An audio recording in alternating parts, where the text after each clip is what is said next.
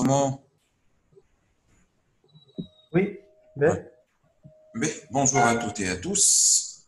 Alors, on va voir quelques quiz, choix simple. Et on va commencer par la première. Donc, parmi les atomes suivants, lesquels peuvent être utilisés en IRM?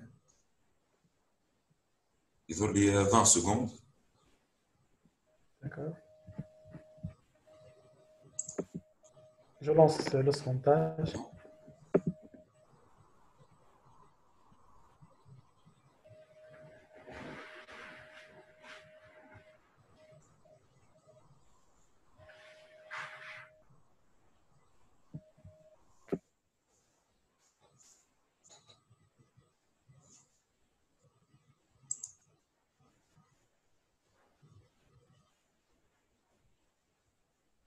Voilà les Bon, résultats.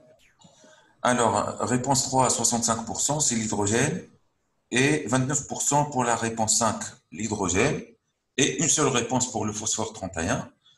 Eh ben, ce qu'on peut utiliser en IRM, comme on a dit au cours de la première séance, eh ben, ces trois premiers. Pourquoi? Parce qu'ils ont un nombre impair de nucléons. Vous voyez le phosphore 31, un nombre impair. Le sodium 23, on peut l'utiliser également. Et l'hydrogène, donc, qui est formé par un seul proton, on peut l'utiliser. Par contre, l'hydrogène 2, euh, dont le noyau est formé par un neutron et un proton, on ne peut pas l'utiliser en IRM parce qu'il a un magnétisme qui n'est pas détectable de l'extérieur, donc on ne peut pas l'utiliser en IRM. Le carbone 12 également, on ne peut pas l'utiliser. Le carbone 13, en l'occurrence, on peut l'utiliser puisqu'il a un nombre impair de nucléons. OK? Donc il faut un nombre impair de nucléons pour pouvoir utiliser le noyau atomique en IRM. Les noyaux avec un nombre pair, on ne peut pas les utiliser en IRM. Ils ne donnent pas d'image. Alors, c'est quel artefact? Est-ce que c'est un artefact de susceptibilité magnétique, un artefact de flux, d'excitation croisée, un déplacement chimique de premier ordre, ou bien un mauvais réglage du TI?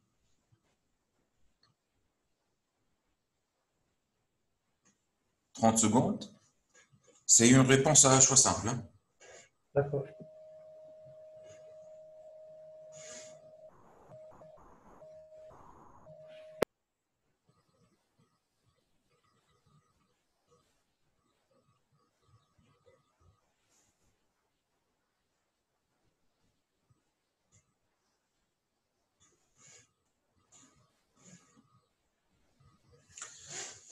Alors, 52% première réponse, susceptibilité magnétique, 39% artefact de flux, et une réponse pour la troisième et la quatrième, euh, à savoir une réponse excitation croisée et une réponse déplacement chimique.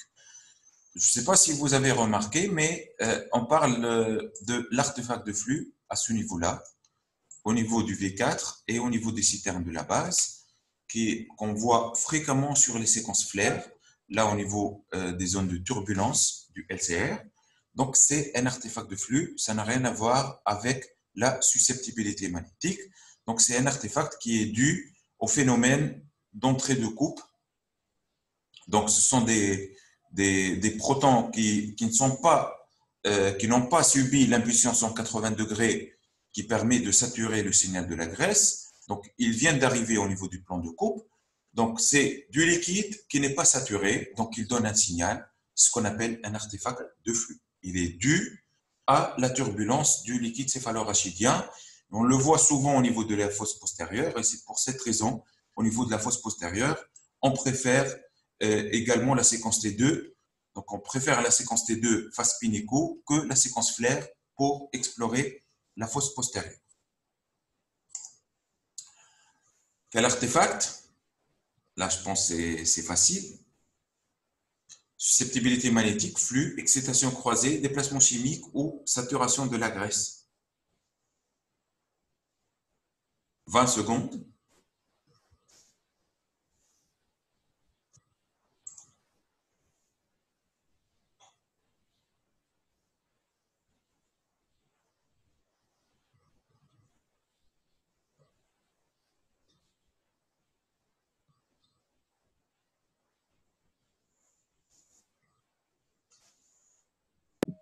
Il y a une réponse majoritaire. Voilà. Alors, 84% réponse 1, susceptibilité magnétique. Deux réponses pour la troisième. Trois réponses pour le déplacement chimique et une réponse pour saturation de la graisse. Et effectivement, donc la majorité a raison. C'est un artefact de susceptibilité magnétique. Vous voyez ici, on voit un trou noir au niveau du sinus sphénoïdal avec un hypersignal par là. C'est ce qu'on appelle un artefact de susceptibilité magnétique qui est dû à la présence d'une prothèse dentaire, par exemple, au contact du sinus sphénoïdal, maxillaire, pardon, et ça donne cet artefact, ce qu'on appelle l'artefact de susceptibilité magnétique. Donc, il est dû essentiellement à la présence de prothèses métalliques. Là, on ne voit pas l'artefact parce que peut-être il n'y a pas une prothèse dentaire qui est latéralisée à gauche. On va dire peut-être il est dû à la présence de l'air également, mais là, vous avez identifié que c'est une séquence flair, donc c'est une séquence spinico, donc elle n'est pas sensible beaucoup aux artefacts de susceptibilité magnétique. D'ailleurs, on ne voit pas ici d'artefact entre l'air et les parties molles. C'est la même chose ici au niveau du sinus sphénoïdal. Il n'y a pas de raison d'avoir cet artefact sur des séquences spinico, mais le fait de trouver une prothèse métallique, ça entraîne quand même l'artefact de susceptibilité magnétique. Donc, si on prend le même patient avec une séquence en écho de radio, on va voir un artefact qui est beaucoup plus étendu jusqu'ici, par exemple. OK? Donc, c'est un artefact de susceptibilité magnétique. Il est dû aux interfaces air, partie molle et tout, mais il est dû également à la présence de prothèses métalliques et non pas ferromagnétiques. Même une prothèse métallique, non ferromagnétique, elle donne beaucoup d'artefacts de susceptibilité magnétique. C'est clair? Oui, c'est clair. Troisième, quel artefact? Susceptibilité magnétique. Euh, je simplifie un peu, c'est ça en fait. Vous voyez cette distorsion ici, elle est due à quoi? Est-ce que c'est la susceptibilité magnétique? C'est l'artefact de troncature, l'excitation croisée, le déplacement chimique de deuxième ordre, ou bien c'est un mauvais réglage du TI? 20 secondes.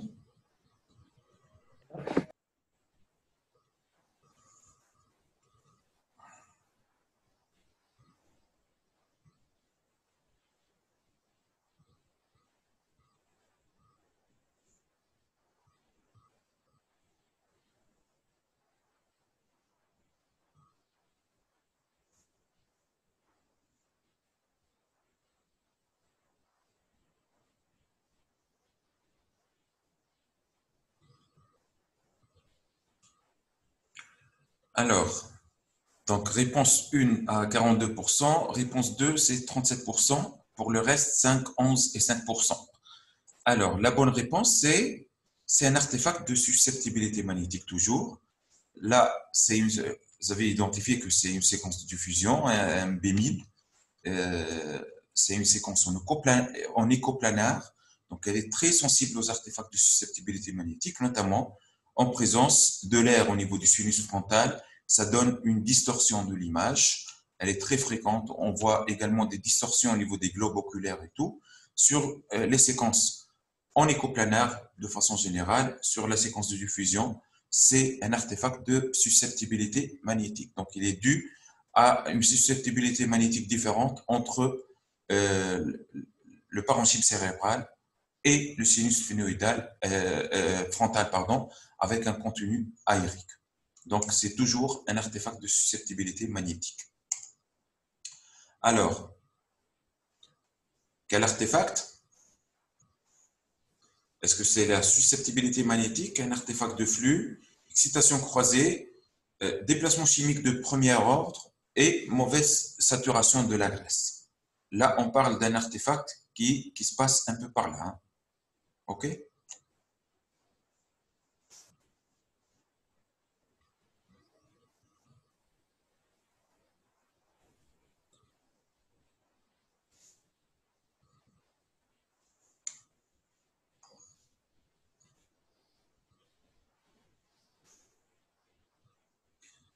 Alors, 56% pour la réponse 4, déplacement chimique de premier ordre, contre 13% pour la réponse 2, 19% pour la réponse 3 et 13% pour la réponse 5.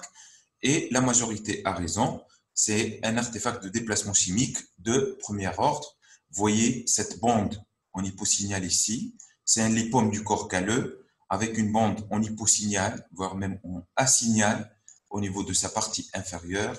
Elle est due à la différence de précision, elle est due à la différence de précision entre les protons liés à la graisse qui forment le lipome et les protons liés à l'eau qui forment le reste du parenchyme cérébral. C'est un artefact de déplacement chimique de premier ordre. On va le voir au cours de cette séance. Je pense que c'est la quatrième question. C'est quel artefact? C'est la susceptibilité magnétique, troncature, excitation croisée, déplacement chimique de premier ordre ou bien un mauvais réglage du TI. 20 secondes. On parle de cet artefact. Cet artefact au niveau de la moelle épinière en hypersignal.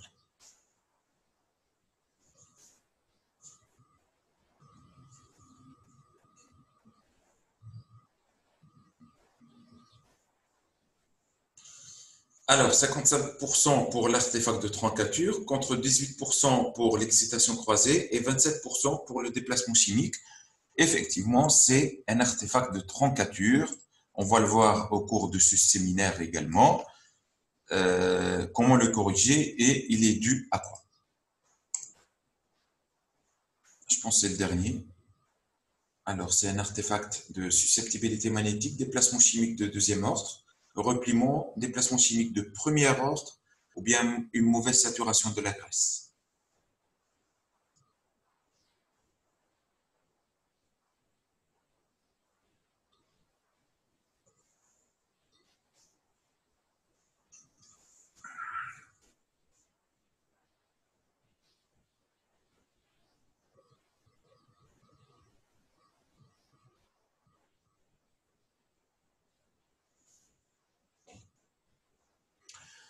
Alors, 78% pour la réponse 3 et c'est une bonne réponse, effectivement. C'est un artefact de repliement. En fait, on voit l'autre genou ou une partie du genou manquant sur l'image qui replie ici. OK? On va le voir également au cours de ce séminaire. Voilà, donc on va passer, on va continuer. Vous avez le partage ou pas? Oui. Des artefacts. Les artefacts. Ouais. Donc là, on s'est arrêté l'autre fois ici. La susceptibilité magnétique et l'application de la susceptibilité magnétique. Et parmi les applications, c'est la quantification du fer au cours d'une hémochromatose, par exemple. Au cours d'une hémochromatose avec une surcharge au niveau du foie ou au niveau du cœur. C'est à peu près le même principe. Ce sont des séquences multi-échos. Il y a plusieurs techniques. Donc, il y a une technique qui est simple et qui est utilisable par la plupart des machines, même si on ne dispose pas de la séquence de T2 étoile mapping. On peut l'utiliser en allant sur le site de l'Université de Rennes.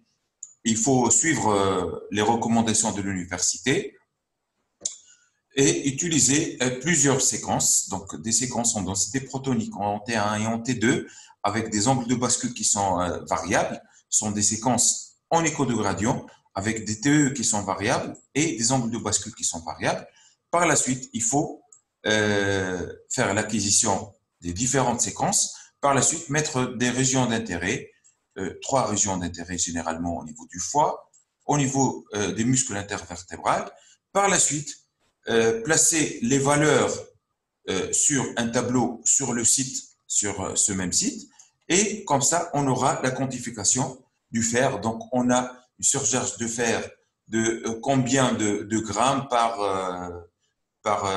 ou de micromoles par gramme de parenchyme hépatique, et par la suite dire est-ce qu'on est face à une surcharge qui est très importante, modérée, où il n'y a pas de surcharge du tout. Ok, donc il faut suivre ici les recommandations de l'Université de Rennes. Si on dispose d'une séquence de T2 étoile mapping, dans ce cas, ça devient beaucoup plus simple. Il faut lancer une seule acquisition, donc une séquence qui couvre tout le parenchyme hépatique. C'est une séquence multi-écho. Je m'explique. Imaginez qu'on a un foie ici, dont la décroissance du signal, elle se fait selon son T2 ou T2 étoile. La décroissance, elle est inévitable. Elle dépend de quoi? Eh bien, elle dépend du temps d'écho. Donc, avec un temps d'écho qui est égal à 1 milliseconde, par exemple, on a un signal à peu près à ce niveau-là. Après 2 millisecondes, le signal, il va chuter, et ainsi de suite. Donc, il va chuter. C'est une chute inévitable. Elle est due à quoi? Elle est due à la présence du parenchyme hépatique qui a un T2 ou un T2 étoile. Donc, on aura une décroissance inévitable en fonction du temps. Donc, en fonction du temps d'écho, le signal, il va chuter. Imaginez cette fois-ci qu'on a un foie et le foie, il contient du fer. Surcharge en fer, donc il contient du fer. Le fer, vous savez tous, il raccourcit le T2 d'un tissu. Donc, qu'est-ce qui va se passer? Au lieu d'avoir une décroissance qui est relativement lente, la décroissance, elle va se faire rapidement pour le foie qui contient du fer. Et du foie qui contient beaucoup plus de fer, la décroissance, elle va se faire beaucoup plus rapidement. Donc, le fait de faire des acquisitions multipoints à ce point-là, ce point, par exemple, en 8 points, on peut tracer cette courbe, ou cette courbe, ou cette courbe. Donc, on peut tracer une courbe, et à partir de cette courbe, on peut déduire le T2 étoile de notre tissu. OK? Donc, si on fait l'acquisition en multipoints, en 8 points par exemple, et on trouve une courbe comme ça, on va dire quoi? On va dire qu'on a un T2 étoile du parenchyme hépatique qui est égal à 7 millisecondes. 7 millisecondes, par exemple, c'est un T2 étoile normal du parenchyme hépatique. Si on trouve une valeur, une courbe comme ça, par exemple, et à l'aide d'une fonction mathématique qui est assez simple, on peut déduire à partir de cette courbe le T2 étoile du tissu. Et on va dire que le T2 étoile du tissu, il est égal à 4 millisecondes. 4 millisecondes, ça correspond à une surcharge en fer qui est modérée. OK? À l'opposé, si on a une surcharge en fer qui est très importante, donc on aura une décroissance qui est très rapide et donc un T2 étoile qui est très, très court, qui est égal à 1 milliseconde par exemple.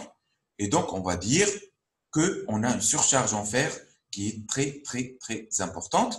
Et donc, on va dire qu'on a une hémochromatose qui est très importante. OK? Donc, la quantification du fer, elle utilise la décroissance T2 étoile plus ou moins rapide selon la concentration du fer dans un tissu. Donc, un tissu qui ne contient pas beaucoup de fer, il aura un T2 étoile, je dis n'importe quoi, qui est égal à 20 millisecondes. Si ce tissu contient beaucoup de fer, donc il ne va pas avoir un T2 étoile qui est égal à 20 millisecondes, mais un T2 étoile qui va être égal à 15 millisecondes, à 10 millisecondes, 5 millisecondes. Plus le T2 étoile devient court, plus le surcharge en fer est important dans le tissu. OK? Donc, ça, c'est une méthode pour quantifier le fer. On peut l'utiliser avec les nouvelles machines dont on dispose d'une séquence T2 étoile mapping. Donc, T2 étoile mapping, c'est du T2 étoile, mais multi-écho. Donc, ça permet de suivre la décroissance du signal en fonction du temps et donc déduire ou calculer le T2 étoile d'un tissu. C'est la même chose en IRM cardiaque. On fait une séquence T2 étoile mapping, on met une région d'intérêt au niveau du septum interventriculaire. Si le T2 étoile est inférieur à 20 millisecondes, on va dire qu'il y a une surcharge en fer. Entre 10 et 20, surcharge modérée. Inférieur à 10 millisecondes, surcharge importante. Supérieur à 20, il n'y a pas de surcharge au niveau du myocarde. OK? Parmi les autres applications de la susceptibilité magnétique, vous le savez tous, c'est la séquence de perfusion cérébrale. La séquence de perfusion cérébrale, elle utilise l'effet paramagnétique du gadolinium. Le gadolinium, on a dit qu'il raccourcit le T1 et il raccourcit le T2.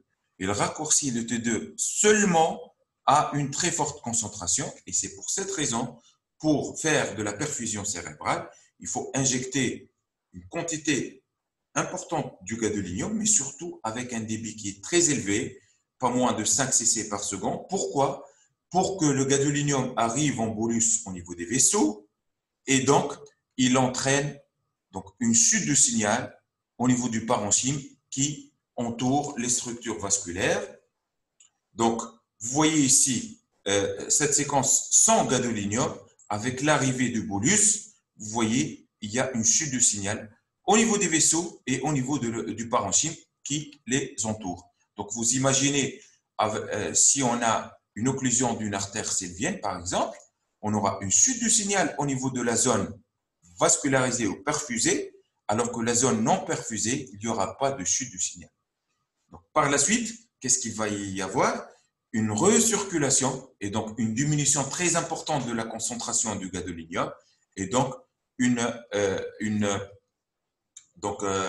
le signal revient à l'état de base et on aura cette fameuse courbe donc avec un signal sur la ligne de base, puis une chute du signal au moment de l'arrivée du bolus, puis la recirculation. Généralement, on aura le retour à l'état de base du signal. Parce que le gadolinium, quand il est dilué, il aura plutôt un effet T1 et presque il n'y a plus d'effet T2 qui est visible. Et c'est pour cette raison, la perfusion, on utilise essentiellement le premier passage du gadolinium. Au cours de la recirculation, on n'aura plus l'effet T2 du gadolinium. On aura uniquement l'effet T1 qu'on voit sur une séquence T1. Donc, cette séquence, c'est une séquence qui est pondérée T2. Généralement, c'est de l'écho de gradient écoplanar. Donc, elle est très sensible à l'artefact de susceptibilité magnétique. OK? Donc, on appelle cette séquence une séquence donc, de susceptibilité magnétique, donc dynamique, une séquence de perfusion qui utilise la susceptibilité magnétique. Ce n'est pas la perfusion qu'on utilise dans l'IRM mammaire où on utilise plutôt l'effet T1. OK? Cette séquence, elle est réalisée au cours de la première minute, donc au cours du premier passage du gadolinium à une très forte concentration pour pouvoir diminuer le signal du parenchyme qui l'entoure. OK? Est-ce que c'est clair? Oui, c'est clair. La troisième utilisation, c'est l'IRM fonctionnel ou l'IRM, l'imagerie de l'activation cérébrale, qui utilise cette fois-ci l'effet BOLD, donc l'oxygénation du sang. Donc l'oxygénation du sang au niveau des aires qui sont activées, donc une zone du parenchyme cérébral qui est activée, elle va consommer beaucoup d'oxygène et donc elle va produire également le désoxyhémoglobine. Donc cette séquence, elle va utiliser donc la différence de rapport entre oxyhémoglobine, désoxyhémoglobine, entre une zone qui n'est pas activée et une zone qui est activée. Une zone qui est activée, elle va produire beaucoup de désoxyhémoglobine qui va se comporter comme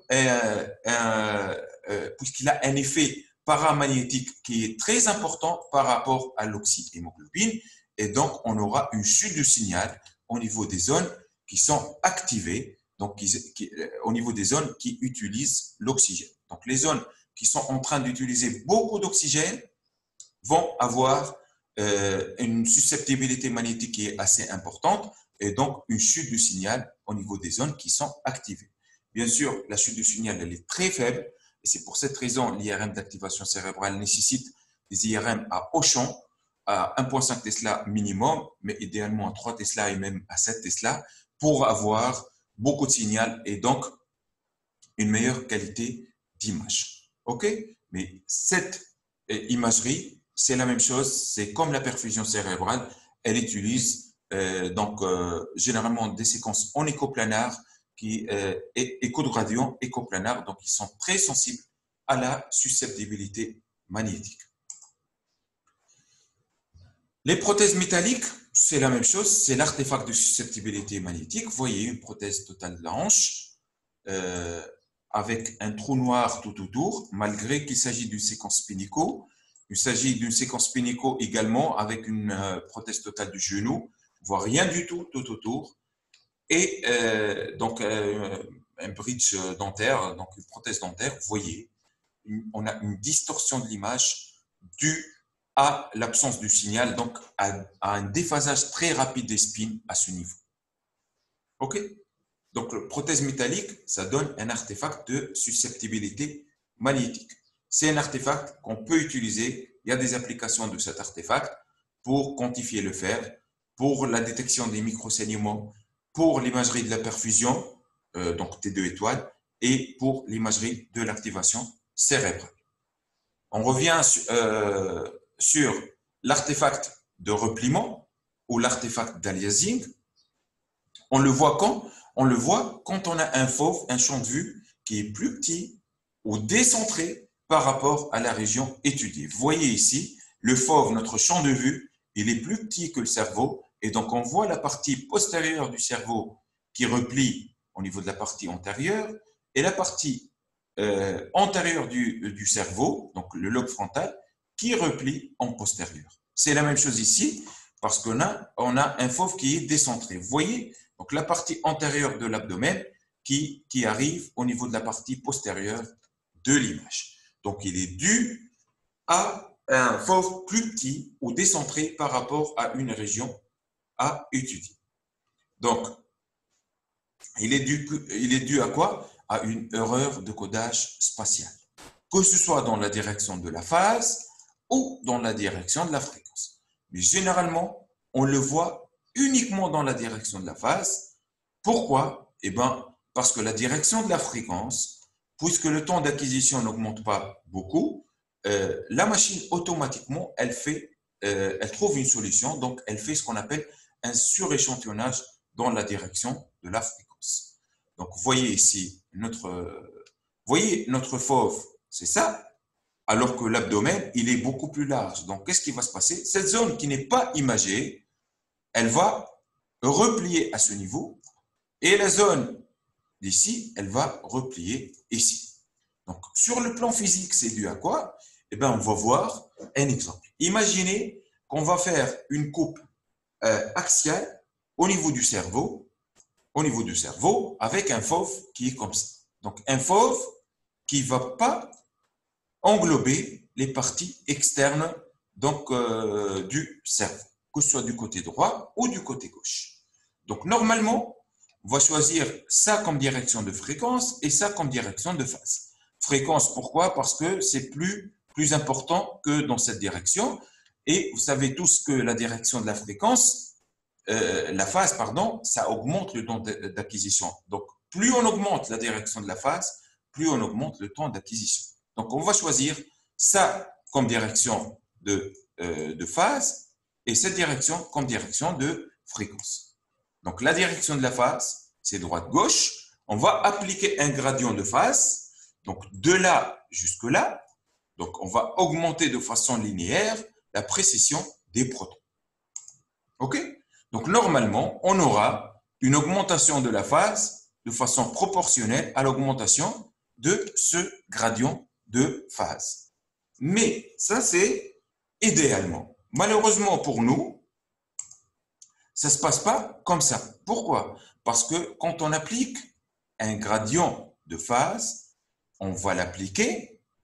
Donc là, c'est dans le monde parfait, si on veut dire, on aura une image avec les différentes phases, de la phase 0 jusqu'à la phase 359 degrés, par exemple. OK? Donc là, mais sur le plan pratique, quand on applique un gradient de phase, on l'applique dans l'ensemble du tunnel où on a le champ magnétique. On ne peut pas l'appliquer uniquement au niveau de la zone à imager. C'est impossible sur le plan technique. Donc, qu'est-ce qui va se passer? Puisqu'on va l'appliquer de là jusque là, et puisqu'ici et ici, il y a des protons, donc qu'est-ce qui va se passer? Ces protons qui sont situés ici, eh ben, ils vont tourner avec des fréquences qui sont proportionnelles à l'intensité du gradient ici. Et c'est la même chose ici.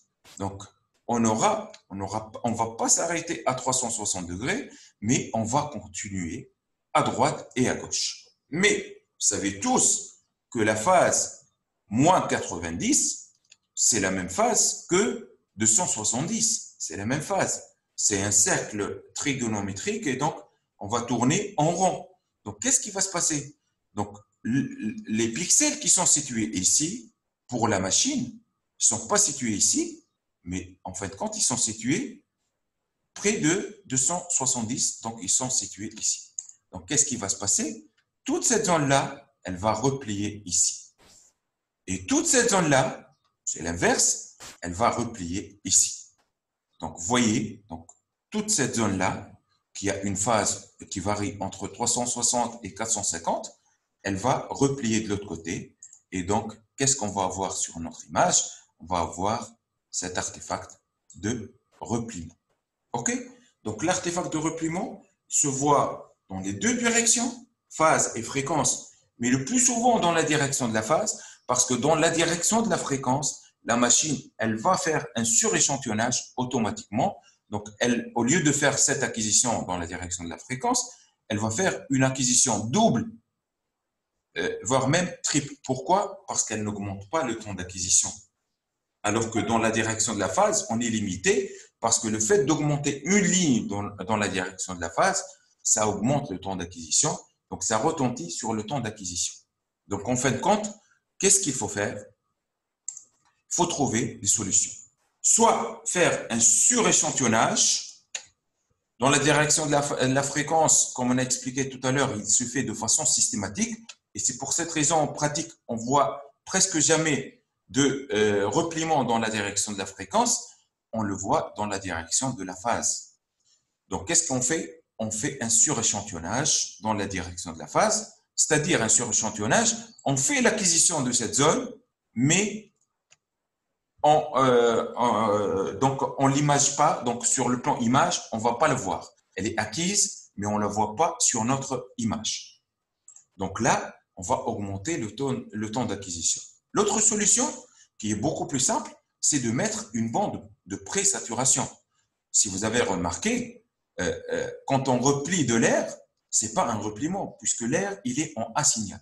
Donc, qu'est-ce qu'on fait? On va dire, pourquoi pas mettre une bande de pré-saturation ici, et donc, tous les protons qui sont situés ici vont être saturés. Puisqu'ils vont être saturés, ils ne vont pas donner de signal, donc ils ne donnent pas de repliement. Donc, pour éviter le repliement, on peut placer une bande de pré-saturation également. Donc, on a trois solutions. Soit augmenter le fauve pour que toute la zone,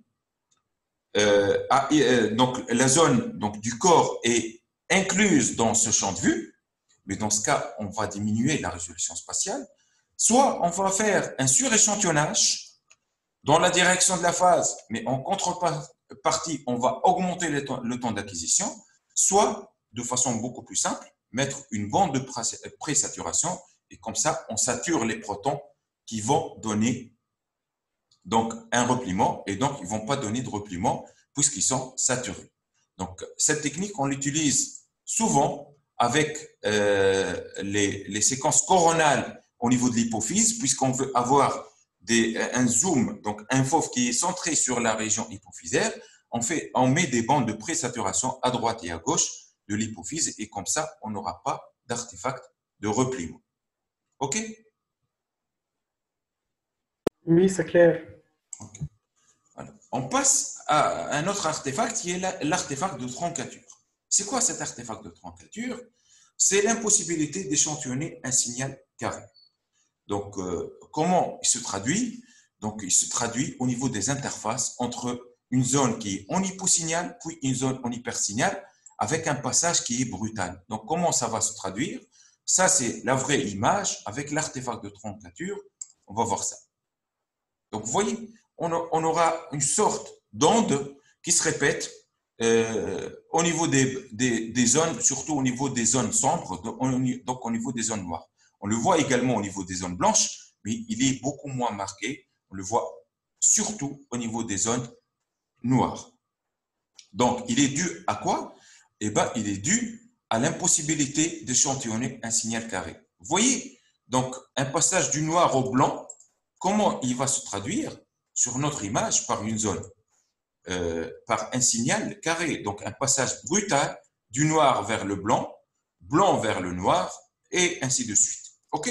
Donc un signal carré, si on veut le schématiser par des ondes, des sinusoïdes, c'est impossible. Il faut des sinusoïdes avec un nombre qui est infini. Et donc, c'est impossible. Donc, comment ça va se traduire?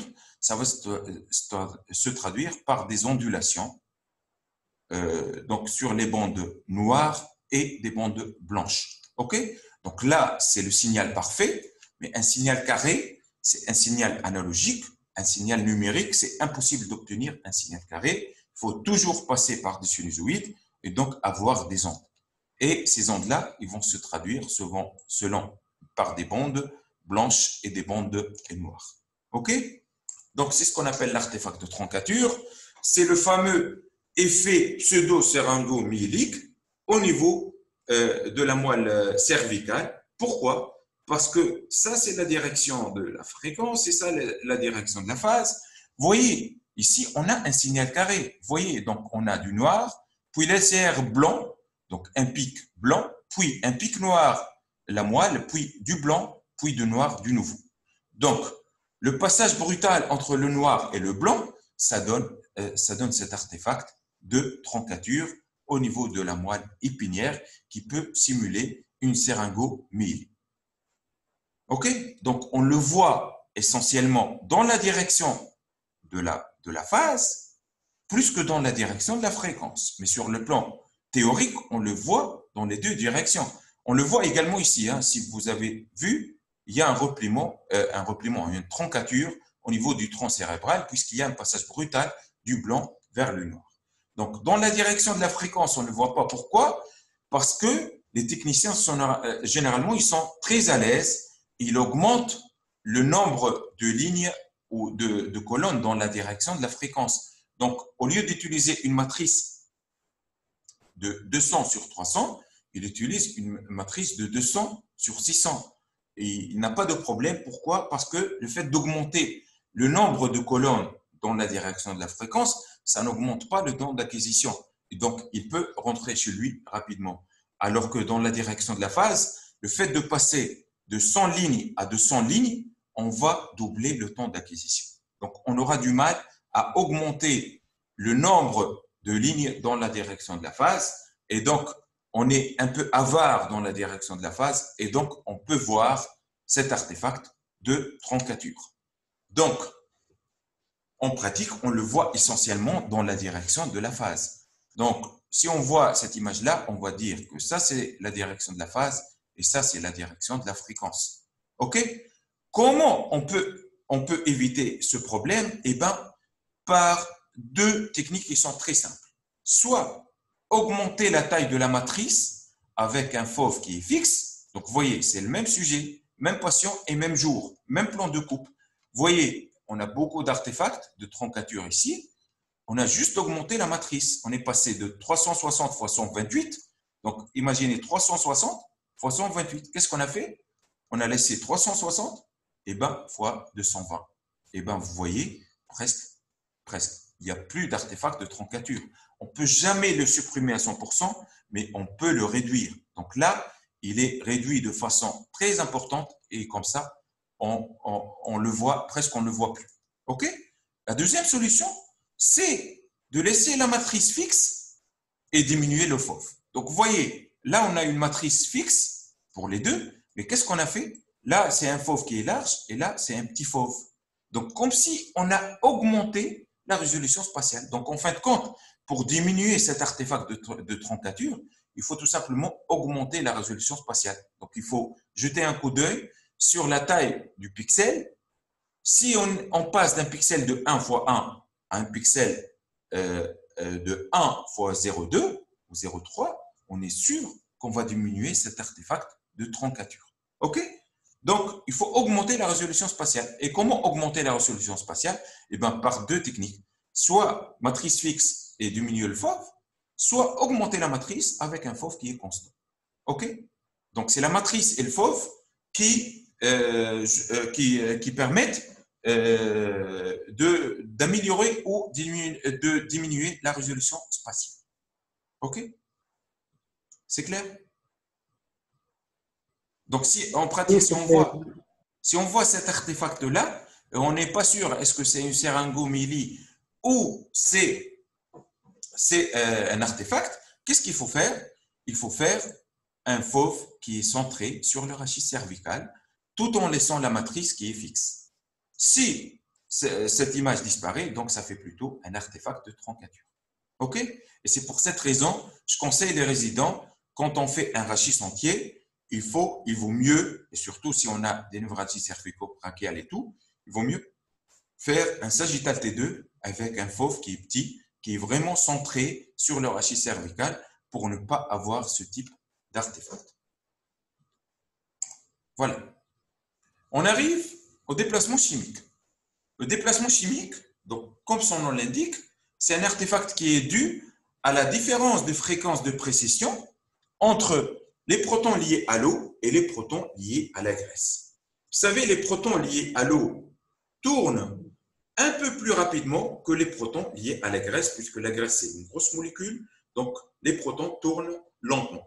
Alors que les protons liés à la graisse, à l'eau, tournent un peu plus rapidement. Quelle est la différence? Eh bien, la différence, elle est vraiment très, très faible. Elle est aux alentours de 220 ou 225 Hz si on travaille à 1,5 Tesla. Ça veut dire, si on travaille à 1,5 Tesla, quand dans une seconde, les protons liés à l'eau tournent 63 millions de rotations et de 125 tours, alors que les protons liés à la graisse tournent 63 millions de rotations seulement. Certes, la différence, elle est faible, mais elle est énorme si on veut l'exploiter. Donc, la différence, elle est aux alentours de 220 ou 220 Hz. Il y a deux types d'artefacts de déplacement chimique. Il y a le déplacement chimique de premier ordre et de deuxième ordre. Le premier ordre, c'est l'erreur de codage de position. Donc, vous voyez sur cette image, est-ce qu'on peut faire la différence entre la direction de la phase et la fréquence? Eh bien, je vous dis directement que le droite-gauche, c'est la direction de la fréquence, alors que le haut-bas, c'est la direction de la phase. Pourquoi? Par cet artefact de déplacement chimique de premier ordre. Il est où cet artefact? Généralement, c'est un artefact qui est négligé. Généralement, ça ne gêne pas, mais le fait de le reconnaître, déjà, ça permet d'identifier la direction de la phase et la fréquence. Et bien voilà, vous voyez cet artefact en double bande ici, une bande claire et une bande noire ici, et bien c'est l'artefact de déplacement chimique de premier ordre. Et cet artefact, il se voit uniquement dans la direction de la fréquence. D'ailleurs, c'est presque l'unique artefact qui se voit dans la direction de la fréquence. OK? La plupart des artefacts qu'on a vus se projettent dans la direction de la phase. Le seul, c'est l'artefact de déplacement chimique de premier ordre. OK? Donc, c'est un artefact en double bande. Vous voyez ici, on n'a pas le double bande au niveau du bord inférieur ici, mais au niveau des bords latérales, on voit cet artefact. On le voit également ici, au niveau de l'anse intestinale, et ici également. On le voit ici. On le voit également avec les ganglions, avec le muscle. OK? Mais on le voit dans une seule direction. Comme s'il y a un décalage de l'image. Il est dû à quoi? Eh bien, si on voit cette ligne, on a plusieurs pixels, une dizaine de pixels, qui contiennent uniquement des protons liés à l'eau. Alors, avec ces protons qui tournent à 63 MHz exactement, on va appliquer un gradient de fréquence. C'est quoi ce gradient de fréquence? Eh bien, comme son nom l'indique, il va augmenter la fréquence. Imaginez qu'on va augmenter la fréquence de façon linéaire. Eh bien, qu'est-ce qui va se passer? 63 plus 0, ça fait 63. 63 plus 1, ça fait 64, et ainsi de suite. Donc, on va avoir une augmentation de façon linéaire de la fréquence de précession des protons liés à l'eau. OK? Donc, celui qui était à 63, avec plus 0, il reste à 63. Celui à 63, il est soumis à un gradient de plus 4, il devient 67. OK? Donc, vous voyez, on passe de 63 jusqu'à 71. Imaginez maintenant qu'on a des protons liés dans cette ligne, des protons liés à l'eau, graisse et puis eau. OK? Qu'est-ce qu'on a dit? On a dit que les protons liés à la graisse tournent un peu moins rapidement. Donc, ils tournent à 62 MHz. Juste pour vous expliquer. OK? Donc, on a 63, 63, et puis 62, 62, 62, 62, et puis 63 de nouveau. On applique notre gradient de plus 0 à plus 8. Par la suite, qu'est-ce qu'il faut faire? Il faut juste faire l'addition. 63 plus 0, ça fait combien? 63 plus 1, ça fait combien? Et ainsi de suite. Donc, vous voyez, on a 63, 64, et puis 64, 65, 66, 67, 69, 70 et 71. Eh bien, la machine, elle ne sait pas localiser les protons, mais elle sait localiser les fréquences. Or, pour la machine, 64 MHz, c'est cette zone-là. Pourquoi? Parce qu'elle est centrée sur le pic de l'eau. Et l'eau, il tourne à 63, 63 plus 1, donc il est localisé au niveau du deuxième pixel. Donc, qu'est-ce qui va se passer? Eh bien, elle va faire un décalage ici. Donc, qu'est-ce qu'on va avoir en fin de compte? On va avoir un pixel qui contient de l'eau, un pixel qui contient de l'eau et de la graisse, et puis un pixel qui est complètement noir, et puis des pixels qui contiennent de l'eau. Donc, sur le plan image, qu'est-ce qu'on va voir? Si ça, c'est de la graisse et ça, c'est de l'eau, eh bien, on va voir ce décalage-là. OK? C'est ce qui explique l'artefact de déplacement chimique de premier ordre. Donc, on le voit dans la direction de la fréquence, parce qu'il est dû à une erreur de codage de la fréquence. OK? Est-ce que c'est clair? Oui, c'est clair.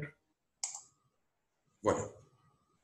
Comment on peut supprimer? À la limite, ce n'est pas la fin du monde si on va trouver cet artefact, mais pour le supprimer, on peut utiliser la saturation de la graisse, puisque la graisse ne donne pas de signal, donc il n'y a plus d'artefact de déplacement chimique. OK? On peut augmenter également la bande passante en réception, mais la bande passante, si on va l'augmenter, on va diminuer le signal. Donc, à mon avis, ce n'est pas un artefact qui est catastrophique. On peut interpréter facilement les images et on peut faire des beaux comptes rendus, des comptes rendus qui sont exacts malgré la présence de cet artefact. Il faut juste le reconnaître pour identifier, par exemple, la direction de la phase. OK? Pour dire, tiens, la phase, ou bien dire au technicien, tiens, tu as choisi droite-gauche comme direction de la fréquence. OK? Donc, mais sinon, sur le plan image, ça ne gêne pas beaucoup. OK? Donc, on peut augmenter la matrice, augmenter la bande passante, ça revient à peu près à la même chose. Augmenter la matrice ou la bande passante, c'est à peu près la même chose. Et inverser la phase et la fréquence, mais à mon avis, ça n'a pas beaucoup d'intérêt tout ça. Il faut juste l'identifier et puis c'est tout. OK? À l'opposé, le déplacement chimique de deuxième ordre, il est important. Il est important pourquoi? Parce qu'on a dit, on a un décalage de 225 Hz. Cet artefact, il intéresse les séquences en écho de gradient avec des tons d'écho qui sont bien définis. Donc, imaginez un proton lié à la graisse et un proton lié à l'eau qui vont tourner. Donc, qu'est-ce qui va se passer? Donc, ils vont tourner. Après un intervalle de temps, si on fait une pause, on va trouver les deux protons qui sont en opposition de phase. Donc, un proton qui se dirige à droite et l'autre il se dirige à gauche. Après le double de cet intervalle, ils vont redevenir en phase de nouveau. Donc, vous voyez, avec le double de cet intervalle, si il leur faut 2 secondes pour être en opposition de phase, il leur faut 4 secondes pour être en phase. Donc, à l'instant t égale 0, ils sont en phase. À l'instant t égale à 2, ils sont en opposition de phase. Après 4 secondes, ils sont en phase de nouveau. 6 secondes en opposition de phase. 8 secondes en phase et de nouveau. OK? Donc, c'est un cycle à l'infini, en boucle. OK? Comment on peut faire les calculs? Eh bien, c'est très simple. Vous savez qu'on a un décalage de 225 Hz. OK? Hertz ou seconde moins 1, c'est la même chose. Donc, 1 sur 225, ça fait 44, 10 moins 4 secondes. Ça fait 4,4 millisecondes. Ça veut dire quoi? Ça veut dire que si les deux protons partent en phase, bien sûr, à l'instant t égale à 0 millisecondes, ils vont redevenir en phase après 4,4 millisecondes. Et puis, de nouveau en phase après 8,8 millisecondes. Et à 2,2 millisecondes, ils sont en opposition de phase. À 6,6, ils sont en opposition de phase. OK? Donc, si on choisit un temps d'écho qui est égal à 2,2 millisecondes, donc on aura les protons liés à l'eau qui seront en phase d'un demi-tour par rapport aux protons liés à la graisse. Et on va dire que les deux protons sont en opposition de phase. À l'opposé, après 4,4 millisecondes, on aura de nouveau les protons de l'eau et la graisse qui seront en phase et on va dire que les deux protons sont en phase. Donc, si on prend un exemple très simple, un temps d'écho 4,4 millisecondes, protons liés à l'eau et la graisse sont en phase. Donc, le signal au sein de notre pixel, il va être de combien? 7 eau plus 4 graisse et qui sont en phase. Donc, ça fait 7 plus 4, ça fait 11 protons. Donc, on aura dans un pixel un signal qui est égal à 11. Si on prend l'opposition de phase, 2,2 millisecondes, si on travaille à 1,5 Tesla, bien sûr, ils sont en opposition de phase. Donc, qu'est-ce qu'on va voir? On va voir 7 moins 4. Ça fait 3 protons. Donc, dans notre pixel, on aura un signal de plus 3. Donc, qu'est-ce qu'on va voir?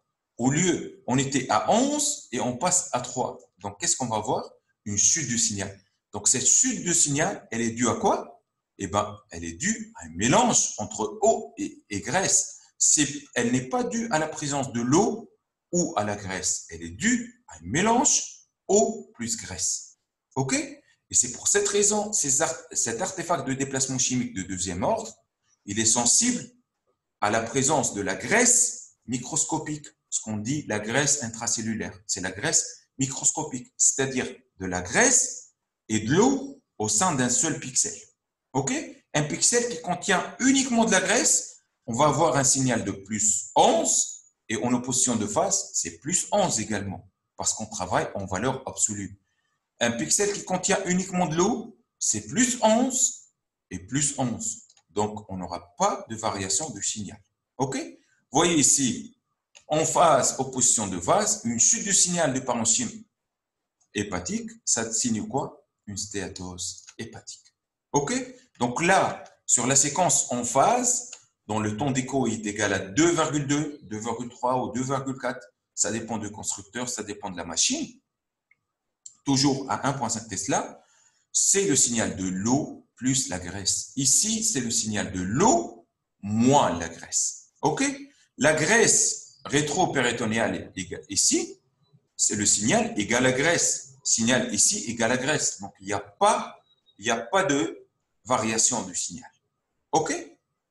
Donc, cette séquence, elle est utilisée pour détecter la stéatose hépatique ou bien pour la caractérisation des nodules sur une allure. OK? Comment expliquer cet artefact ici, cette bande noire sur la séquence en opposition de phase? OK? Bon, si on fait un zoom sur ce pixel-là, qui est au niveau de l'interface entre rate et graisse, si on fait un zoom, qu'est-ce qu'on va voir? On va voir moitié du pixel qui contient de l'eau, qui est due à la rate, et l'autre moitié, c'est la graisse intrapéritonéale. Donc, on aura 4 plus 4, ça fait 8. En opposition de phase, c'est 4 moins 4, ça fait 0. Donc, qu'est-ce qu'on va voir? Une bande noire au niveau de l'interface entre l'eau et la graisse. OK? C'est le fameux artefact en encre de Chine qui permet d'identifier une séquence en opposition de phase par rapport à la séquence en phase. OK? Est-ce que c'est clair? Oui, c'est clair. Voilà. Donc, c'est l'artefact de déplacement chimique de deuxième ordre. On le voit dans la direction de la phase et dans la direction de la fréquence. Vous voyez, c'est les contours dont on le voit dans la direction de la phase et la direction de la fréquence. OK? Ça ne permet pas d'identifier la phase et la fréquence. OK? Voilà. On va finir par l'artefact de l'excitation croisée. Eh bien, cet artefact se voit essentiellement avec les séquences spin-écho. Il est dû à quoi? Il est dû à une excitation double des protons. C'est-à-dire, je m'explique. Imaginez qu'on va faire des coupes jointives, axiales jointives, 6 coupes. Imaginez qu'on va lancer un gradient de sélection de coupe pour imager la troisième coupe. Idéalement, on doit avoir cette image. Sur le plan pratique, le gradient qu'on va appliquer, il ne va pas s'arrêter pile poil entre la deuxième et la troisième. Je veux dire, si on fait une coupe de 4 mm, il ne va pas faire résonner seulement les protons qui sont situés dans une coupe de 4 mm, mais il va déborder un tout petit peu. Donc, vous voyez, il déborde sur les côtés. Puisqu'il déborde sur la deuxième et la quatrième coupe, imaginez qu'on va faire une coupe tout de suite après la troisième coupe, la quatrième coupe. Puisque les protons situés ici sont déjà excités par la troisième coupe, ils ne vont pas donner un signal. Donc, qu'est-ce qu'on fait en pratique? On fait un espacement entre les coupes. Et si vous avez remarqué, si on fait une exploration du cerveau, généralement, si on met des coupes de 5 mm, on fait un espacement de 0,5 mm. L'espacement, il est aux alentours de 10% de l'épaisseur de la coupe. OK? Donc, pour éviter cet artefact d'excitation croisée, qu'est-ce qu'il entraîne? Il entraîne une perte de signal. Donc, on aura un très bon signal sur la troisième coupe, mais la quatrième coupe, on aura une perte de signal, puisqu'il y a des protons qui sont situés ici, qui ne vont pas donner un signal. C'est ce qu'on appelle l'artefact de l'excitation croisée. On le voit de façon beaucoup plus importante au niveau des coupes axiales, au niveau du rachis. Vous voyez, les coupes axiales T2 au niveau du rachis, on va explorer le coupe L4 à 5, vous voyez, on va avoir cette coupe. Mais dès qu'on explore cette coupe, qu'est-ce qu'on va voir? On va voir une bande ici. Pourquoi? Parce que l'IRM, elle gagne du temps par une technique qu'on appelle la technique multicoupe, qu'on n'a pas vue. La technique multicoupe, elle permet d'accélérer l'acquisition. Comment? Eh bien, en utilisant des espaces morts, comme le facteur turbo. Donc là, elle va faire un saut. Donc, elle fait une coupe, puis elle saute et elle fait la première coupe de la pile L5S1. Puis, elle passe à la première coupe de la pile L3 et L4, ainsi de suite. Et c'est pour cette raison, si vous avez remarqué, les techniciens, ils s'en fichent. On fait 2 ou 3 piles de coupe parce que le temps d'acquisition est à peu près le même. Pourquoi? Grâce à la technique multicoupe. Donc, on fait 3 piles ou 2 piles, c'est la même chose. Alors que si on ajoute une quatrième pile, généralement, on va augmenter le temps d'acquisition. Tout ça, c'est à cause de la technique, ce qu'on appelle la technique multicoupe. OK? Donc, par la technique multicoupe, il fait l'acquisition de la première coupe ici et on n'aura pas de perte du signal. Dès qu'il fait l'acquisition de cette coupe, puisqu'il y a ici l'intersection, les protons qui sont situés ici, ça correspond à cette bande, ils ne vont pas donner un signal. C'est ce qu'on appelle l'artefact de l'excitation croisée. Voilà, je pense qu'on a fait le tour sur les artefacts et les principes physiques de l'IRM, du moins les principes de base les plus simples. Si vous voulez qu'on continue par, dans une prochaine séance, bien sûr, par l'imagerie du flux, la diffusion et tout, on peut continuer, Inch'Allah, par l'Eid. Je ne sais pas, est-ce que vous voulez qu'on s'arrête ici ou on fait des post-tests? Si vous voulez, on laisse les post-tests pour la prochaine fois. Ou bien, si vous voulez, on peut continuer. C'est à vous de juger. Je pense que le nombre de participants, il n'est pas top aujourd'hui. On est 40. عملت كارديوباتي اسكيميك. Cardiopathie ischémique? انا ما خلطتش خاطر جي با بو Ah bon? السيونس اللي فاتت معانا مدام نو؟ اي مي اليوم شنو عملتوا اليوم؟ لا اليوم les artefacts. هكا هاو لا المره الاخرى On a fait un pré-test sur les artefacts. وي Et بدينا باللي artefacts directement. تري بيان. انا خلطت ما نجمتش ما خرج شوي مي سي بيان. بربي سامحني حبيت نسالك توا وقت اللي وريتي انت الكوب ساجيتال تي 2 وكينا فيها اون ايماج كي معناها كي نو ترومب بور دير كيل يا اون سيرانغوميلي. au lieu de refaire كما قلتي faut refaire jouer sur le fob et la matrice. Si je fais directement un stir sur la même région, est-ce Même que je ne gagne pas en termes de temps? Ça n'a aucun intérêt faire du stir ou T2. Ça revient au même. Pourquoi? Parce que le problème, il vient d'ici. Ce n'est pas le problème du spongieux ni de la graisse. C'est un problème dû à la moelle épinière qui est en hyposignal et le liquide céphalorachidien qui l'entoure qui est en hypersignal franc. Donc ici, on a un passage de l'hypersignal à l'hyposignal brutalement et vice-versa. Et donc, on aura comme si des réverbérations de liquide qui viennent au niveau de la moelle. Donc, la seule solution, c'est d'augmenter la matrice. Il n'y a pas d'autre solution. Pour la troncature, il faut augmenter la matrice dans la direction de la phase. Donc, si ça, c'est la direction de la phase, et c'est souvent, hein, ça, c'est l'antéro-postérieur, c'est la direction de la phase, il faut augmenter la matrice un peu, ou bien dire au technicien de centrer, faire un fauve de petite taille, tout en laissant la matrice qui est constante. Ok, merci. Voilà. Dr Mezri, s'il vous plaît, il y a deux questions. Oui. La première, la séquence BOLD utilise le FT1. La séquence BOLD. Oui. La séquence BOLD, elle utilise la susceptibilité magnétique. Donc, c'est un effet T2 étoile. C'est l'effet paramagnétique de la déoxyhémoglobine. D'accord. Et pour la différence, quelle est la différence entre l'excitation croisée et crosstalk artefact? L'artefact de crosstalk. Crosstalk ou excitation croisée, c'est la même chose. C'est crosstalk en anglais. Oui. Oui. Est-ce que vous voulez l'artefact de troncature, on le trouve en anglais, je pense que c'est Gibbs artefact. Et l'artefact de repliement, c'est l'aliasing en anglais. D'accord. Est-ce que vous voulez qu'on fasse le post-test? Oui.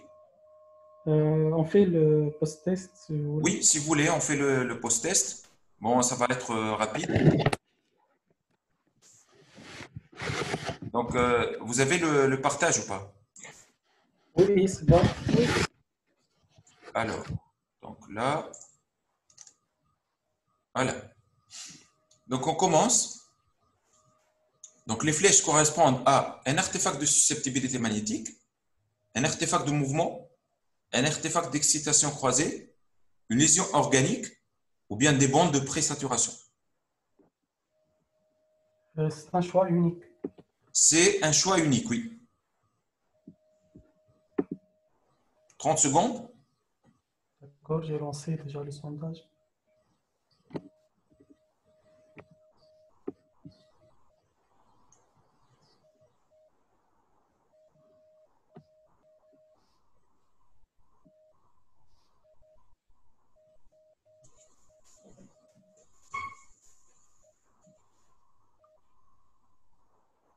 Votez, s'il vous plaît. On est 50% presque. C'est anonyme, de toute façon. Hein? Oui. Alors, on a 3 réponses qui sortent. La première réponse à 39%, qui est l'artefact de susceptibilité magnétique. Artefact de mouvement à 30% et des bandes de présaturation à 26%. Alors, donc là, c'est un artefact de susceptibilité magnétique. Et si je vous dis c'est une femme, et donc c'est les fards à paupières qui donnent cet artefact-là. Et donc la femme, elle a oublié de se démaquiller avant d'entrer dans la salle d'IRM. Donc je vous recommande d'insister surtout si on va faire une IRM des orbites, hein, bien sûr. Si on va faire une IRM de genou, il n'y a pas de souci. La femme, elle peut venir maquiller. Mais pour les orbites, il faut qu'elle se démaquille. OK? Donc, parce qu'il contient, donc le fard à paupières contient des granules donc, de métaux, donc métalliques, qui donnent cet artefact de susceptibilité magnétique. OK? Voilà. Voilà. Deuxième quiz, il s'agit d'une séquence Fiesta 3D ou 6 3D, peu importe. À quoi correspond l'image? Vous voyez une image donc, avec les flèches blanches. Est-ce que c'est un artefact de mouvement? Est-ce que c'est une image fantôme? Est-ce que c'est un artefact de repliement? Est-ce que c'est la tente du cervelet? ou bien est-ce que c'est un artefact de troncature? 30 secondes.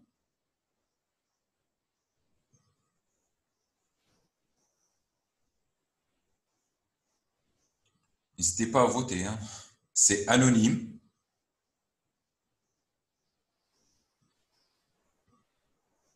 Et de toute façon, c'est un artefact qui est un peu difficile.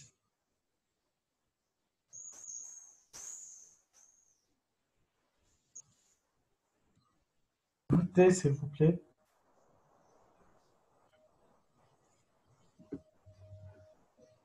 Encore. Ah, c'est bon. Alors là, c'est pour la première réponse, artefact de mouvement, 0 réponse, et bien c'est bien. Pour la réponse 2, image fantôme, c'est 2 réponses. Et pour l'artefact de repliement, c'est 5 réponses, soit 28%. 28% également pour la tente du cervelet, donc ce n'est pas un artefact. Et la réponse 5, c'est 33%, c'est l'artefact de troncature. Eh ben, c'est un artefact de repliement. Comment l'expliquer? Donc là, vous voyez les lobes temporaux. Donc, les lobes temporaux, et là, on voit une partie du cervelet. Donc, c'est quoi? Eh bien, vous voyez cette coupe? En fait, c'est la dernière coupe au niveau du volume. Et là, c'est la dernière coupe en haut, au niveau du même volume. Donc, on voit la dernière coupe qui replie au niveau de la première coupe. Et vice-versa. C'est ce qu'on appelle l'artefact de repliement. On a dit que l'artefact de repliement, il se voit dans la direction de la face. Ici, puisqu'il s'agit d'une imagerie 3D, il y a 2 directions de la face. Il y a le côté, par exemple, je dis n'importe quoi, droite-gauche, mais il y a le sub-inf et est une direction de la face. Donc, sur l'imagerie 3D, c'est un volume, c'est un plan de Fourier qui est 3D. Il a 2 directions de face et une direction de fréquence. Il n'a pas de direction et il n'a pas de gradient de sélection de coupe. 2 faces et une fréquence. OK? Donc, le fait d'avoir 2 faces, donc il y a la possibilité d'avoir 2 artefacts de repliement dans les 2 directions de la face. Donc là, c'est la direction OZ et donc on a un repliement de la dernière coupe qui vient se projeter sur la première coupe. Vous pouvez le remarquer sur les images volumiques, les volumes 3D. C'était très bien visible sur les séquences 3D TOF, par exemple. Si on fait un 3D TOF, si vous avez remarqué, la première coupe, généralement, on voit l'effet de la dernière coupe qui sort. Donc, on voit un mélange. OK? Et surtout sur les anciennes machines, hein, sur les nouvelles machines qui sont un peu plus performantes, on peut supprimer un peu cet artefact de repliement. Mais retenez que c'est un artefact de repliement qui se voit dans la direction OZ parce que c'est une direction de la phase si on travaille en 3D. Les images 3D ont 2 directions de phase et une direction de fréquence. OK? Docteur Matou, est-ce que Oui. vous pouvez revenir à la diapo précédente? Voilà. La précédente, Ah, d'accord. Voilà, pour le globe oculaire droit. Le globe oculaire, c'est une susceptibilité magnétique. D'accord. C'est une susceptibilité magnétique, c'est une distorsion de l'image parce que c'est une séquence en écho de gradient. Donc, vous voyez, il y a de l'air, le mouvement des globes oculaires et tout, ça donne beaucoup d'artefacts. Vous voyez la même chose pour le labyrinthe ethmoïdal. On voit l'image qui est très floue à cause de la susceptibilité magnétique. C'est des lignes de distorsion du champ magnétique qui sont très bien visibles sur les séquences en écho de gradient. OK? D'accord. Voilà. Alors, troisième quiz. Il s'agit d'une séquence en écho de gradient T1 avec un temps d'écho à 2,2 millisecondes réalisé sur une IRM 1.5 Tesla. Quelles sont les réponses justes? Les réponses justes, je pense, je suis désolé, c'est un choix simple. Hein. Je pense que c'est une seule réponse. Hein. Il s'agit d'une séquence en opposition de phase. Il s'agit d'une séquence avec saturation de la graisse. La direction de la phase est droite-gauche. La flèche jaune correspond à un artefact de déplacement chimique de premier ordre. Il existe une stéatose hépatique. 30 secondes.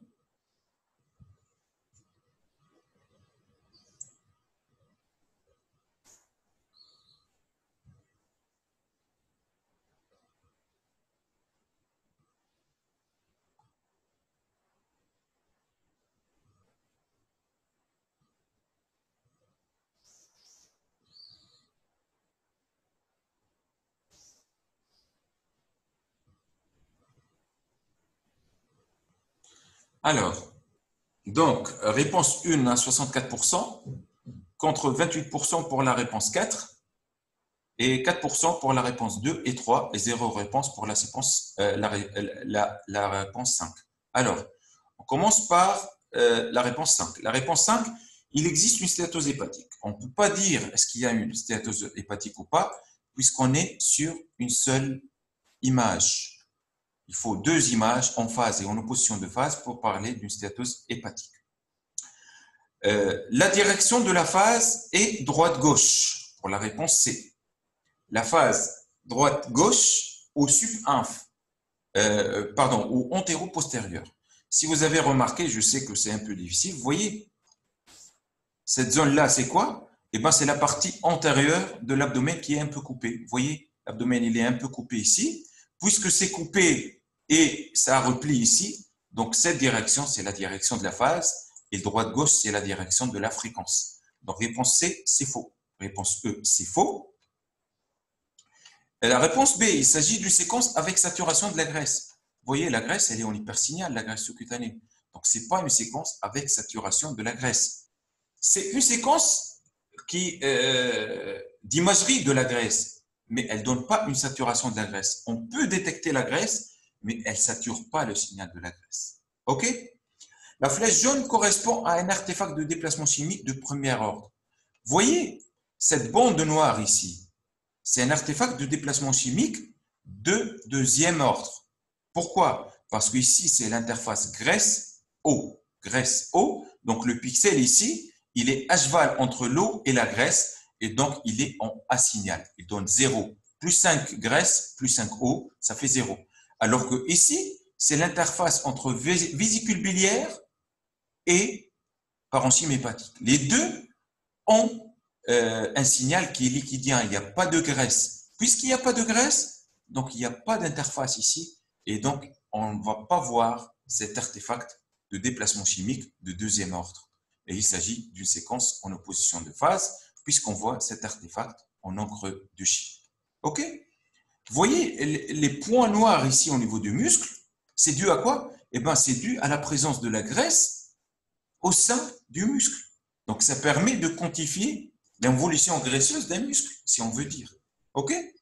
Donc, un muscle qui contient beaucoup de graisse, donc il y aura une chute de signal sur la séquence en opposition de phase, comme la stéatose hépatique. Mais la chute du signal ici, elle est homogène, alors qu'au niveau du muscle, vous voyez, les travées qui contiennent de la graisse sont en hyposignal. Mais cet hyposignal, c'est dû à l'artefact en encre de Chi.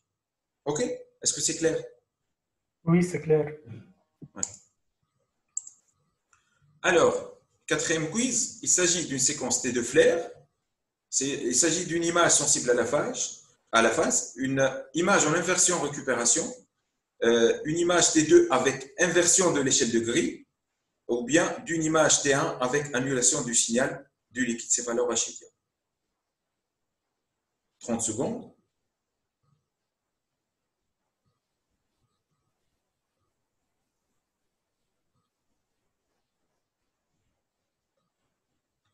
Choix multiple. Hein. D'accord, je vais relancer le sondage. Je suis désolé, c'est un choix multiple. Oui, j'ai remarqué ça déjà. Voilà. Encore 30 secondes.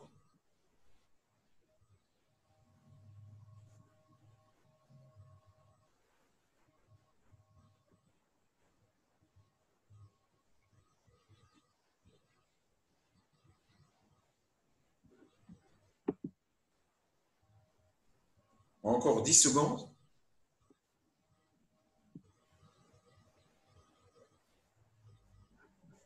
Voilà. OK. Alors, donc, les réponses majoritaires, c'est les réponses B et C, surtout C, puis B, puis E, puis A, et en dernier, c'est D.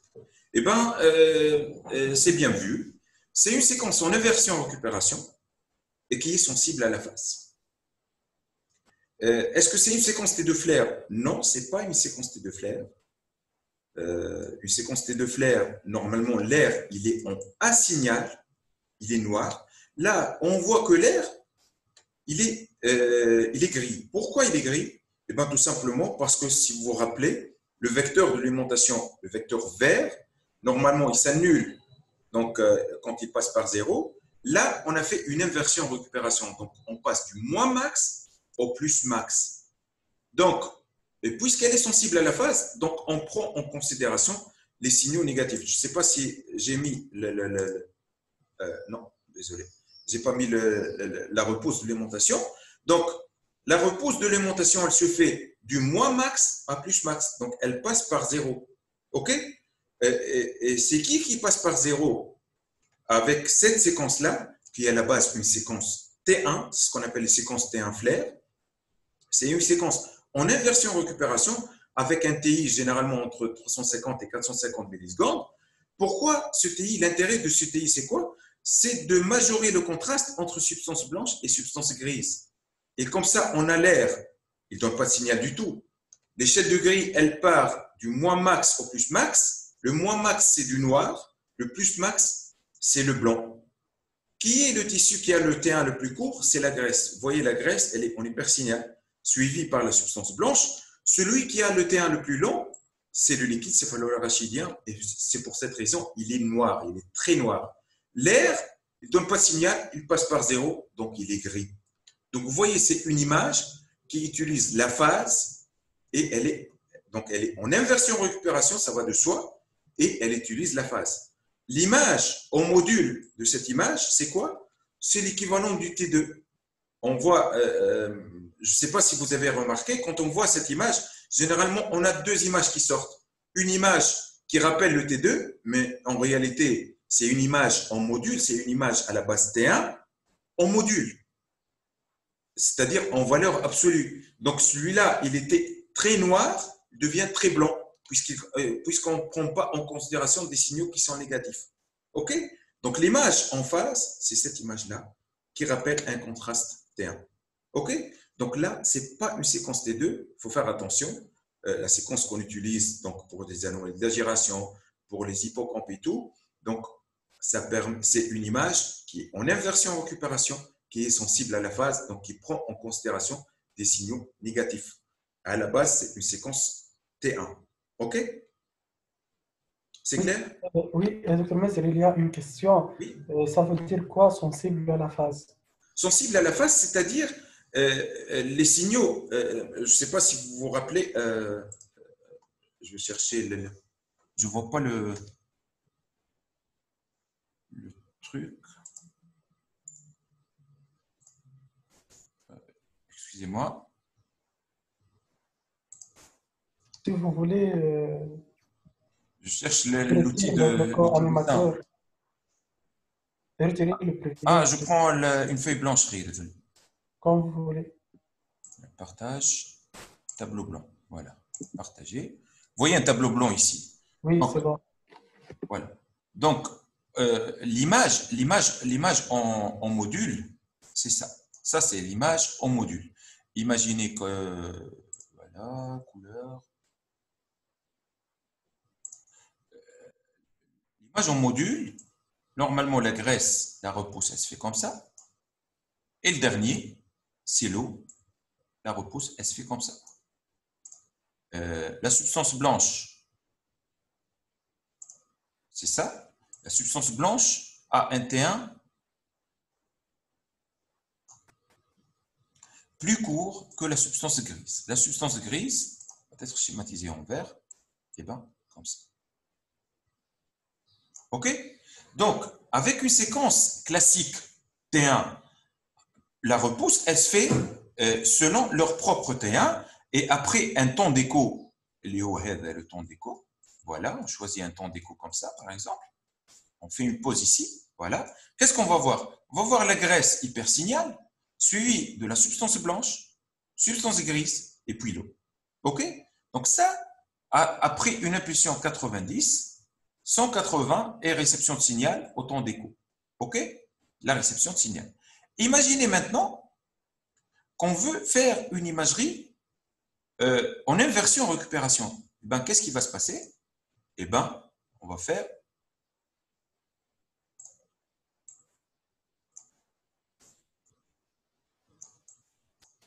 un parcours. Donc, la graisse, elle part de là pour arriver à là. L'eau, de là à là, puisqu'elle a le T1 le plus court. Par la suite, la substance blanche, comme ça. Et la substance grise, elle va être comme ça. OK? Donc, imaginez qu'on va arrêter. Donc, ça, c'est après une impulsion 180 degrés.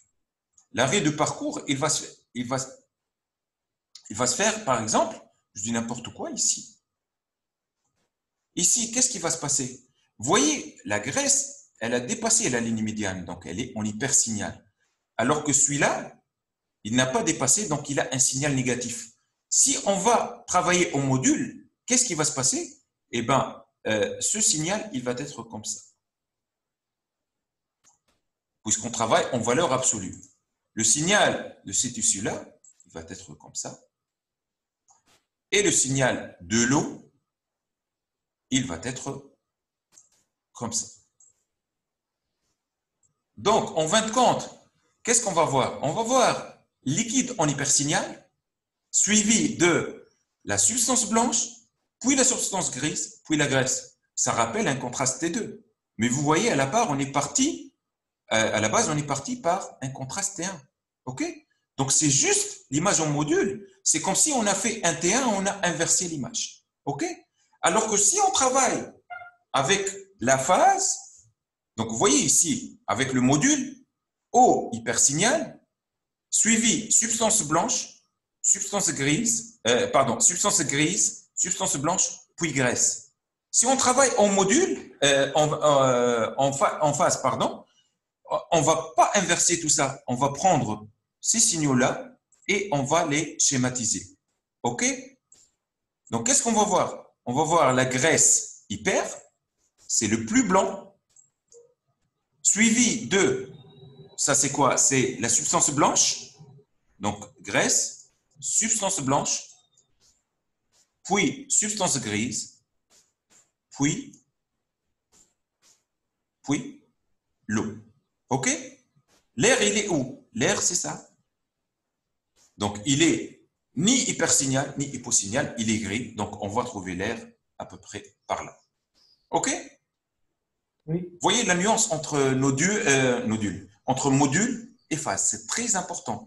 La phase, l'imagerie en phase, elle prend en considération des signaux négatifs. Donc, l'échelle de gris, elle passe du noir au blanc. Et elle passe par le gris. Puisque l'air, il ne donne pas de signal, il est toujours sur la ligne, sur le plan OXY, donc elle est schématisée en gris. Alors que pour l'image en module, on a du blanc et du noir. OK? Donc l'air, elle ne peut être que noire, puisque l'échelle, elle part de 0 à plus max. Là, l'échelle, elle passe du moins max au plus max. OK?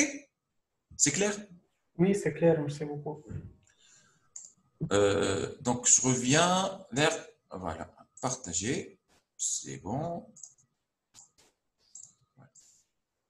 Donc, je pense que c'est la dernière question. Quels sont les moyens qui permettent d'augmenter le rapport signal sur bruit?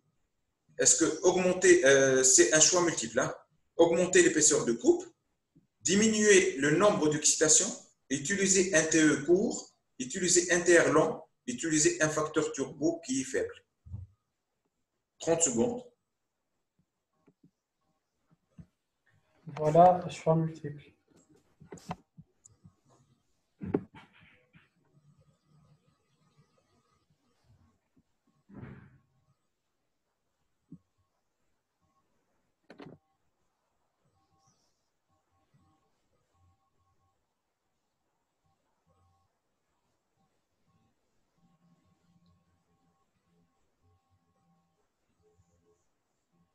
Votez, s'il vous plaît. C'est anonyme. Encore 6 secondes.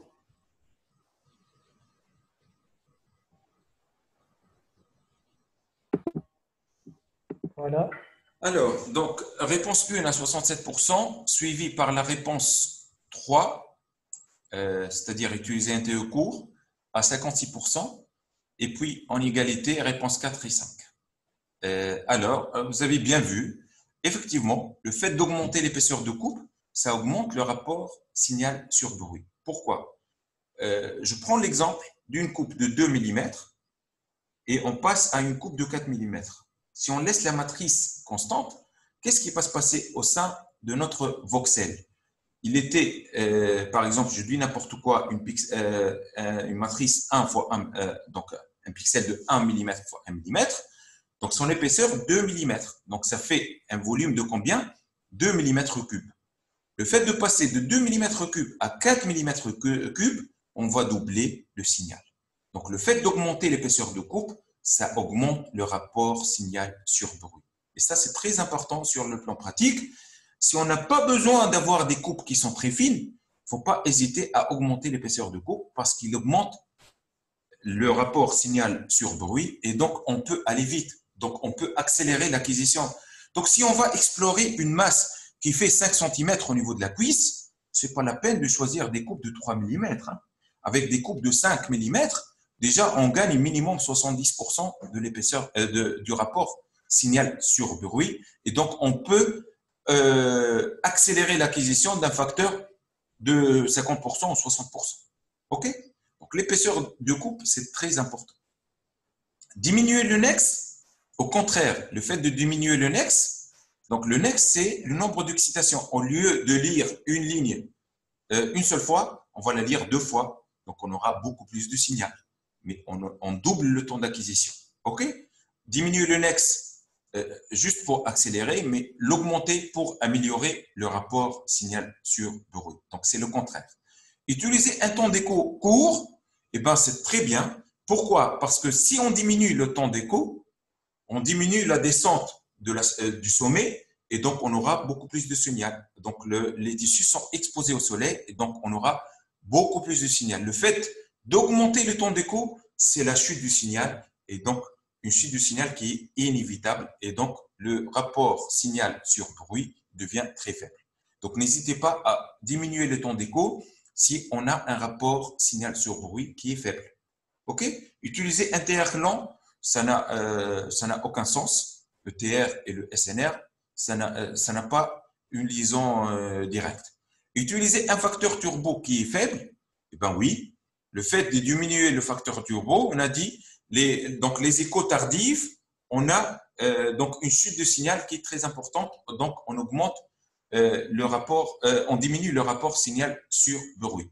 Donc, pour améliorer le signal, en fin de compte, augmenter l'épaisseur de coupe, augmenter le nex et non pas diminuer le nex, utiliser un temps d'écho court et utiliser un facteur turbo qui est faible. Okay? Le fait d'utiliser un facteur turbo qui est élevé, ça diminue le signal sur notre image. Voilà, je pense que c'est la dernière question. Je vous remercie pour votre patience et j'espère que vous avez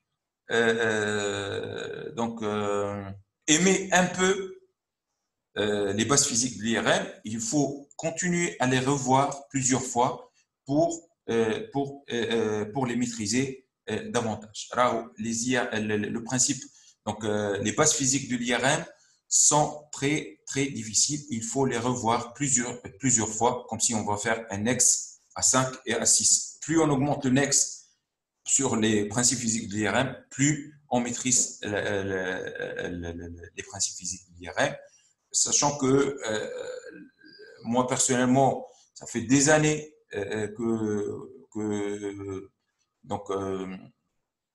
j'étudie les principes physiques de l'IRM. Et à chaque fois, j'apprends des choses. Jusqu'à maintenant, j'apprends des choses. Il y a beaucoup de choses que j'arrive pas à les maîtriser. Il faut les revoir plusieurs fois pour les maîtriser davantage. J'espère que vous avez appris beaucoup de choses sur les principes physiques de l'IRM. J'espère que c'était clair. Je sais que c'est un peu difficile. Voilà. يعطيك الصحة دكتور مازري ميرسي بوكو أنت يعطيك الصحة تعبناك معنا في رمضان C'était un plaisir. عايشك الله يخليك. بالحق vous avez simplifié la question. On ne peut pas trouver une explication plus détaillée aussi que ça. S'il vous plaît, est-ce que vous pouvez enchaîner avec les bases physiques du scanner, le principe Oui, oui, on peut enchaîner avec les principes physiques du scanner sans problème, oui.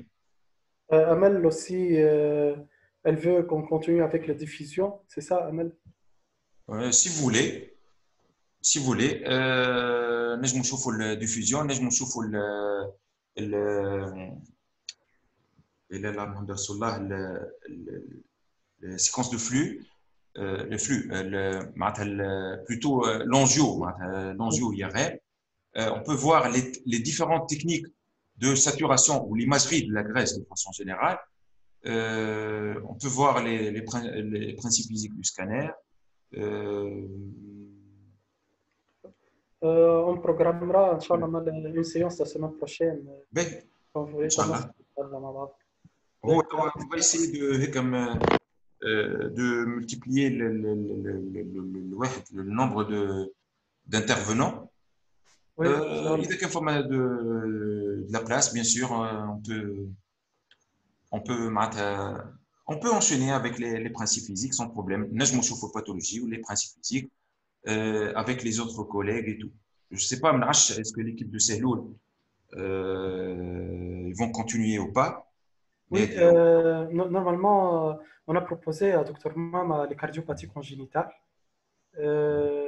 Dr Benarous aussi veut traiter des thèmes d'IRM cardiaque.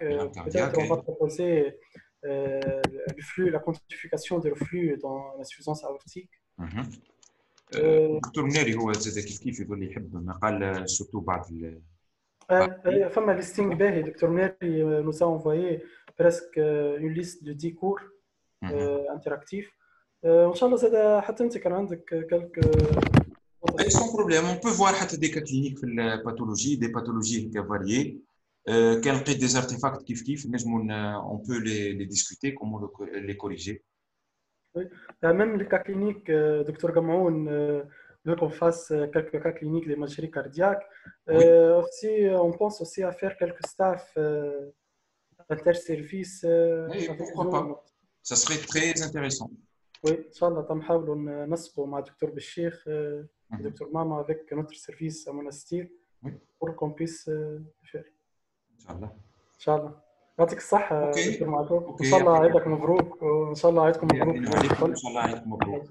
ميرسي عيدكم مبروك الناس الكل. طارق, vous m'entendez? Vous êtes là? طارق